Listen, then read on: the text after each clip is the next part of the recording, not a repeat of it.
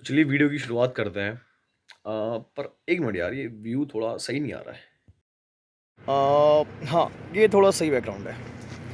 तो मेरा बैंक छोड़ने का फ़ैसला 2 चीज़ों के आधार पे था, 2 तरह की सोच पे। एक को हम कह सकते हैं प्रैक्टिकल और एक को हम कह सकते हैं इम्प्रैक्टिकल। प्रैक्टिकल सोच क्या है? तो प्रैक्टिकल सोच ये कहती है कि 2 चीज़ों के आधार पर है। एक है नंबर ऑफ़ ब्रांचेस। ऐसे bank of Maharashtra headquarter Pune majorly focused है महाराष्ट्र में, ज़्यादातर ब्रांचेस उसकी महाराष्ट्र में ही है। तो एक तरह से कह सकते हो वो ससुराल है हमारा, क्या कहते हैं लौट के वहीं आना है शायद, मुझे ऐसा लगता है।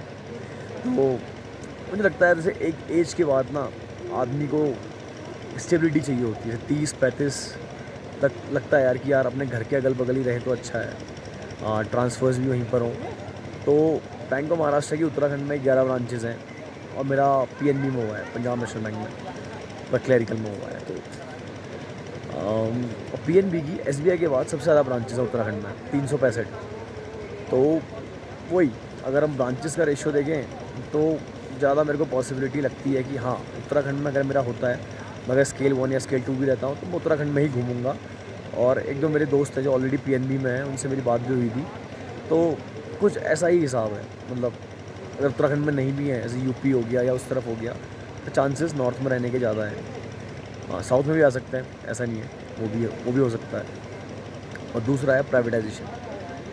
प्राइवेटाइजेशन यार देखो, जो सरकारी नौकरी की तैयारी करता है ना बंदा, वो सरकारी नौकरी की तैयारी करता है। कुछ तो जैसे किसी का पर्टिकुलर एक गोल होता है, पर कुछ ऐसे होते हैं वो सिर्फ सरकारी नौकरी की तैयारी करते हैं। तो हम भी उनमें से एक हैं। तो बैंक ऐसा नहीं कि भाई बैंक ही चाहिए, बैंक में ही रहना है। अगर वो सरकारी नौकरी ही ना रहे तो फिर क्या, सुपरमैन क्लार्क कैंट बन जाएगा और हमेशा वही रहेगा। ऑलरेडी बैंक ऑफ महाराष्ट्र या और बैंकों में इतना प्रेशर है, प्राइवेटाइज होने के बाद तो जाने क्या हाल होगा। तो ये भी था, हाँ, पीएनबी के चांसेस कम लगते हैं मेरे को।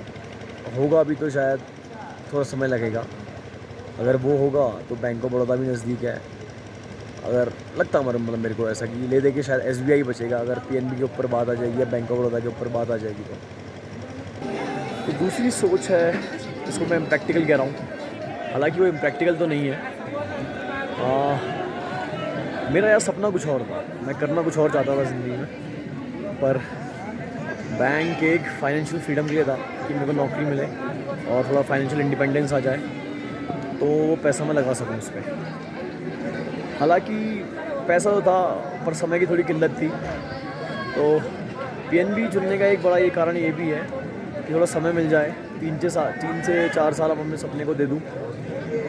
हो गया तो सही है, नहीं हुआ तो स्केल 1 प्रमोशन, और बस लाइफ ऐसे ही आगे बढ़ेगी फिर। यही कुछ कारण है जिस वजह से मैंने बैंक ऑफ महाराष्ट्र को छोड़ा है। उम्मीद करता हूँ जो मैंने सोचा है उसे मैं हासिल कर पाऊँ। तो वीडियो को यहीं पे ख़त्म करते हैं। अब आप बताना आपको क्या लगता है मेरे इस फैसले के बारे में। और तब तक के लिए टाटा बाय बाय, और मिलते हैं किसी नई दूसरी वीडियो में।